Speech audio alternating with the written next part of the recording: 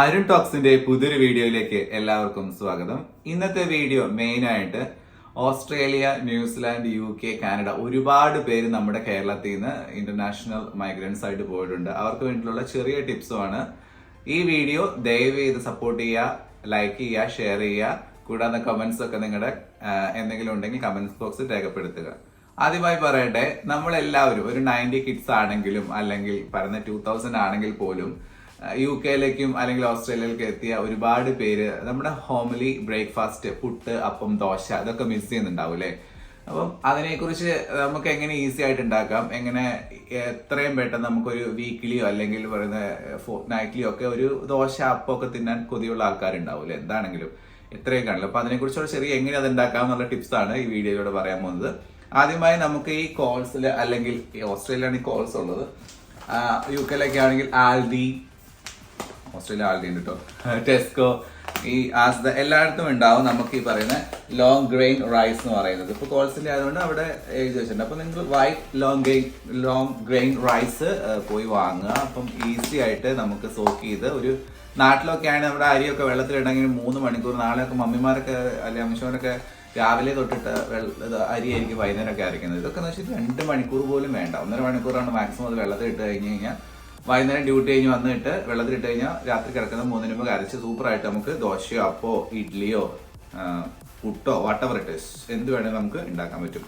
ആദ്യമായി പറയട്ടെ, നമുക്ക് പോയി ചെക്ക് ചെയ്താൽ കാണാൻ പറ്റും white long grain rice. Okay, അതിന് വേണ്ടിയിട്ടുള്ള തേങ്ങ ഒക്കെ വേണമായിരിക്കും അല്ലേ? കോൾസിലും ഈ പറയുന്ന നമ്മുടെ ഇന്ത്യൻ ഗ്രോസറി ഷോപ്പിലൊക്കെ കാണാൻ പറ്റും ഈ പറയുന്ന ഫ്രോസൺ ആയിട്ടുള്ള പറയുന്ന ഷ്രെഡ് കോക്കനട്ട് എന്ന് പറയുന്നത്. നമുക്ക് ഇഷ്ടംപോലെ കാണുന്നതായിട്ടുള്ള സാധനമാണ് അല്ലേ ഇത്.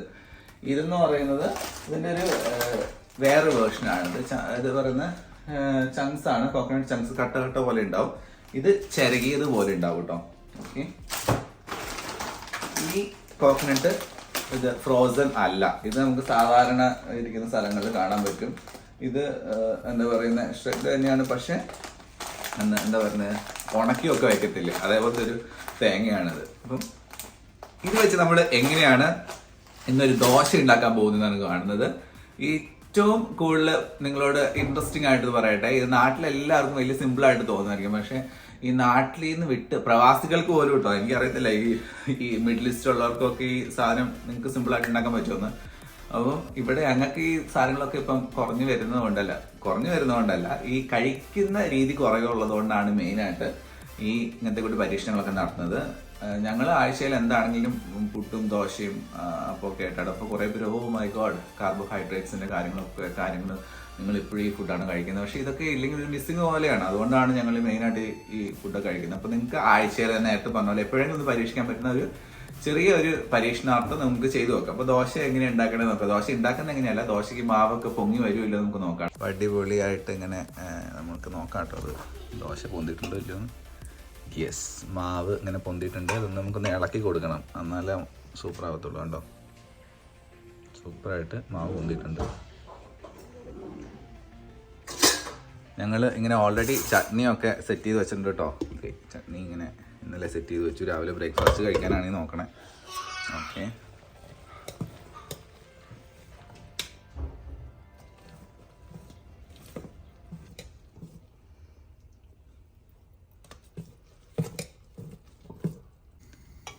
ദോശക്കല്ല് റെഡിയാണ്. അപ്പോൾ ബട്ടർ ഇങ്ങനെ ചെറുതായിട്ടൊന്ന് തേച്ച് കൊടുക്കുക കേട്ടോ.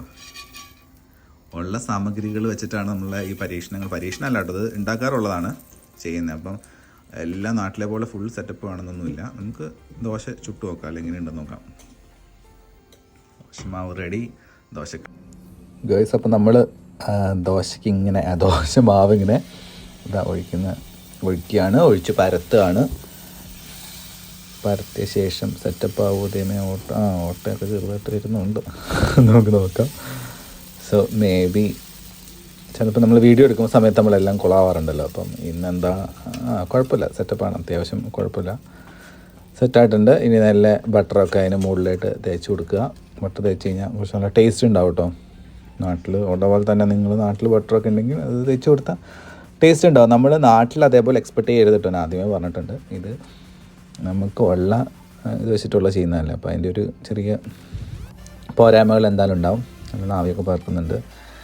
സോ ഇതാ ഞാൻ ഈ വാങ്ങുന്ന സ്ഥലം കേട്ടോ. ഈ കോൾസിൽ പോയി ഇത് വാങ്ങുവാണ്. ഇത് വാങ്ങിയിട്ട് ഈ അരി വാങ്ങുകയാണ്. കണ്ട നിങ്ങളൊന്നുകൂടെ നോക്കിക്കോ.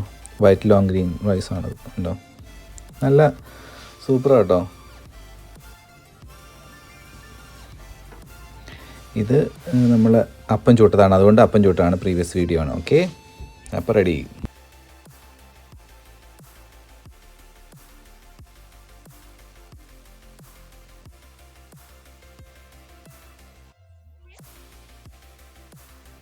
അപ്പോൾ ഗായ്സ് നമ്മുടെ ദോശ റെഡി ആയിട്ടുണ്ട്. ചട്നി, ഇൻസ്റ്റൻറ്റ് കോഫി, ദോശ, ഇതൊരു വേറെ ലെവലാണ്. അപ്പോൾ എല്ലാവരും വീഡിയോ കണ്ട് ഇഷ്ടപ്പെട്ടു എന്ന് വിചാരിക്കുന്നു. Thank you for watching.